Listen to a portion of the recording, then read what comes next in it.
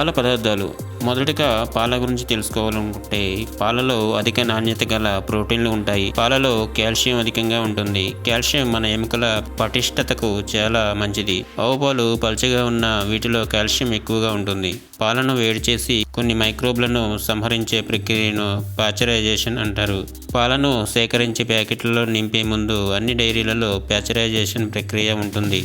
చిన్నపిల్లలకు సంపూర్ణత గల పాలను తాగించాలి. అంటే వెన్న తీయని పాలు శ్రేయస్కరం. తల్లిపాలు తాగే పిల్లలకు ఇతరత్ర ఎటువంటి రుగ్మతలు ఉండవు. తల్లిపాలలో రోగనిరోధక శక్తి ఎక్కువగా ఉంటుంది. తల్లిపాలు తాగిన పిల్లలకు డబ్బా పాలు తాగిన పిల్లలకు ఎంతో తేడా కనిపిస్తుంది. రోగనిరోధక శక్తి విషయంలో తల్లిపాలు తాగిన పిల్లలు అగ్రభాగంలో ఉన్నారు. పెద్దవాళ్ళు మాత్రం వెన్న తీసిన పాలను మాత్రమే ఉపయోగించుకోవాలి. పాలలో ఉండే కాల్షియం ఎముకలు పళ్లకు చాలా మంచిది. పాలలోని ప్రోటీన్లు ఎముకలకు అనేక విధాలుగా ఉపయోగపడతాయి. పాలలో ఉండే బయోడిన్ వల్ల థైరాయిడ్ గ్రంథి బాగా పనిచేస్తుంది. పాలలో ఉండే మూలకాలు కీళ్ళ నొప్పులను నివారిస్తాయి. తల్లిపాల ద్వారా కొలెస్ట్రాల్ అనే పదార్థం పిల్లలకు చేరుతుంది. ఇది యాంటీబాడీలను ఇస్తూ వివిధ రోగాల నుండి పిల్లలను కాపాడుతుంది. అలాగే మరొక పాల పదార్థం పెరుగు. పెరుగు ఆరోగ్యానికి ఎంతో మంచిది. పెరుగులో అనేక పోషకాలు, ఔషధ గుణాలు ఉన్నాయి. పాలను మళ్ళీ పెరుగుగా గడ్డకట్టించడానికి ఒక చెంచాడు పెరుగు వేస్తే చాలు. సుష్టిగా అన్ని పదార్థాలు తిన్న తర్వాత పెరుగుతో ముగించకపోతే చాలా మందికి సంతృప్తి ఉండదు.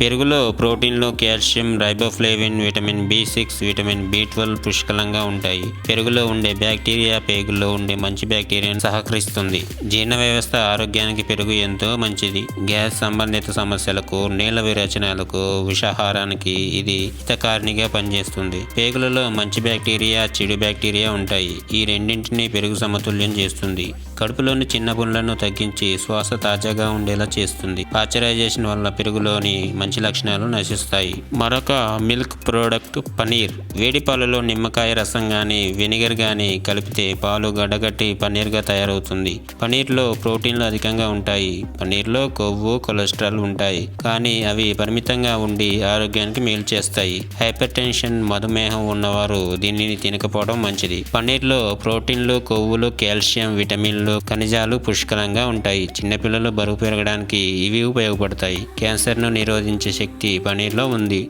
రక్త వృద్ధికి, కాలేయం బలంగా ఉండడానికి, పోషకాలు శరీరంలో కలవడానికి ఇది ఎంతో ఉపయోగకరం. పాల ఉత్పత్తులైన చీజ్, వెన్న, నెయ్యి, క్రీము, బటర్ మిల్క్లు భోజనంలో ప్రధాన భాగాలయ్యాయి. వీటిని తీసుకుంటే కండరాలు, ఎముకలకు ఎంతో బలం చేకూరుతుంది. పనీర్తో అనేక ఆధునిక వంటలు తయారవుతున్నాయి.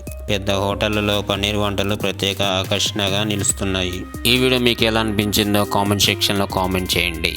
ఇలాంటి మరిన్ని వీడియోల కోసం మా ఛానల్ని ఇప్పుడే సబ్స్క్రైబ్ చేయండి. అలాగే హెల్త్ అండ్ ఫుడ్కి సంబంధించి మీకు ఎటువంటి వీడియోలు కావాలో మాకు కామెంట్ సెక్షన్లో కామెంట్ చేయండి.